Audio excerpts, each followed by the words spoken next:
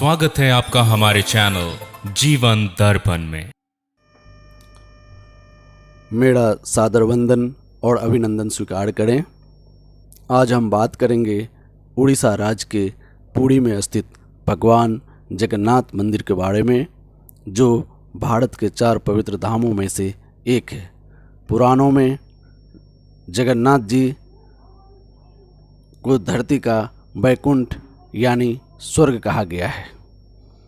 जगन्नाथ शब्द का अर्थ संसार के स्वामी होता है। इस मंदिर से जुड़ी कुछ ऐसी चमत्कारी और रहस्यमयी बातें हैं जो सभी को आश्चर्यचकित कर देती हैं। जगन्नाथ मंदिर के शिखर पर स्थित झंडा हमेशा हवा की विपरीत दिशा में लहराता है। मंदिर के शिखर पर एक सुदर्शन चक्र भी है। इस चक्र को किसी भी दिशा से खड़े होकर देखने पर ऐसा लगता है कि चक्र का मुंह आपकी तरफ है। आपने सामान्यतः मंदिरों के ऊपर पक्षियों को बैठे हुए या उड़ते हुए देखा होगा, लेकिन भगवान जगन्नाथ मंदिर की यह बात आपको चौंका देगी कि इसके ऊपर से कोई पक्षी नहीं उड़ता है।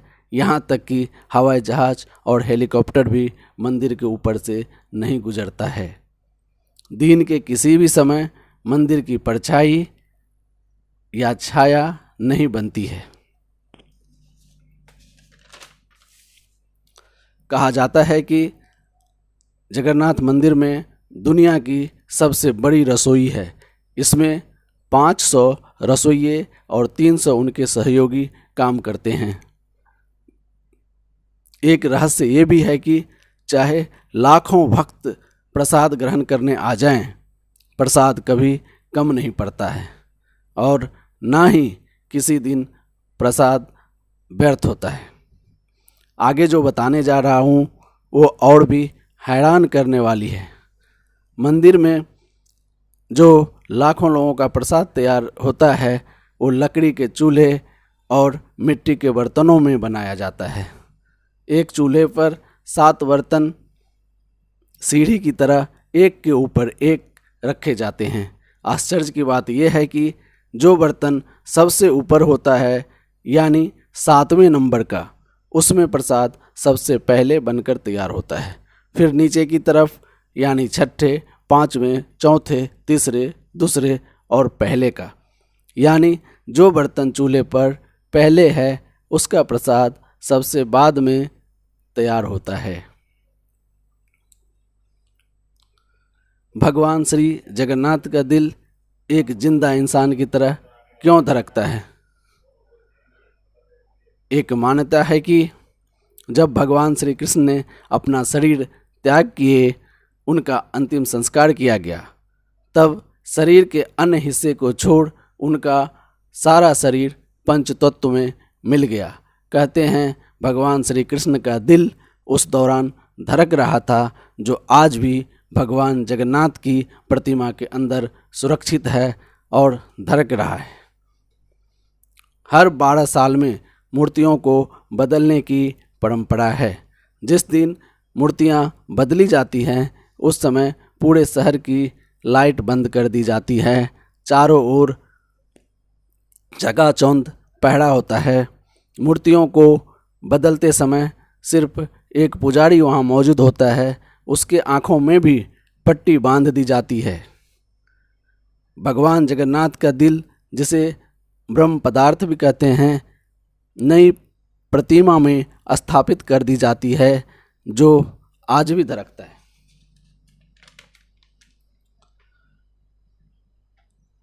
अब बात करते हैं रथ यात्रा की। हर वर्ष आषाढ़ माह में होने वाली भगवान जगन्नाथ की रथ यात्रा विश्व प्रसिद्ध है।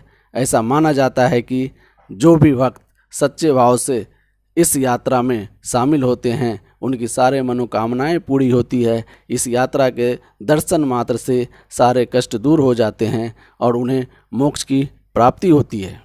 इतना ही नहीं, 100 यज्ञों के बराबर पुण्य मिलता है। कैसे पहुँचे श्री जगन्नाथ धाम? अगर आप वायुमार्ग से जाना चाहते हैं तो निकटतम एयरपोर्ट भुवनेश्वर है, जहाँ से मंदिर की दूरी 60 किलोमीटर है। आप स्थानीय टैक्सी या परिवहन की सुविधा लेकर पहुंच सकते हैं। अगर आप सड़क मार्ग से भी आना चाहते हैं तो पड़ोसी राज्यों से आ सकते हैं। पूरे भारतवर्ष से पूरी भली भांति जुड़ा हुआ है। सबसे पॉपुलर साधन रेल मार्ग की बात करते हैं।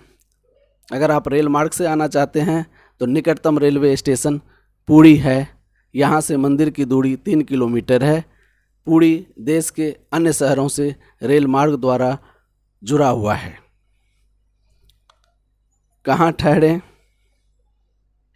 पुरी में धर्मशाला से लेकर 5 स्टार होटल तक उपलब्ध हैं। अपनी इच्छा अनुसार ठहर सकते हैं। मैं सभी सनातनी भाई बहन माताओं से निवेदन करता हूं कि एक बार पुरी जाकर भगवान श्री जगन्नाथ जी का दर्शन जरूर करें। इस बात की पूरी गारंटी है कि गोवा, शिमला, मनाली भूल जाएंगे। जय जगन्नाथ। भगवान आपकी सारी मनोकामनाएं पूरी करे। आप हमेशा स्वस्थ रहें। जय